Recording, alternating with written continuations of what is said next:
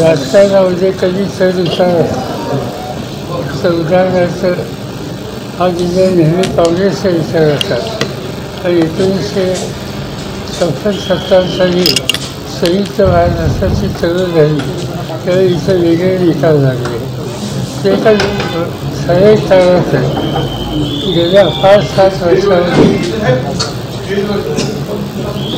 दुसरी एक गोष्ट आहे की गेल्या 5-7 वर्षामध्ये विशेषतः भाजपचं राज्य आल्याच्या नंतर काही जिल्ह्यात बदल झालेच नाही असं नाही, पण इथली जी माहिती आमच्याकडे आहे ती माहिती निश्चितपणानं राष्ट्रवादी काँग्रेस असो, उद्धव ठाकरेंच्या नेतृत्वाखालचा पक्ष असो किंवा काँग्रेस पक्ष असो, त्याला अंतिम अशा प्रकारचं वातावरण या मतदारसंघात आहे.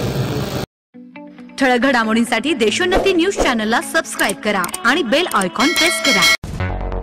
मुंबई, पुणे, नागपूर, मराठवाडा असो का विदर्भ, राजकीय, सामाजिक, शैक्षणिक क्षेत्र असो का क्रीडा, सर्वच घडामोडीचे विश्लेषण पाहायला विसरू नका.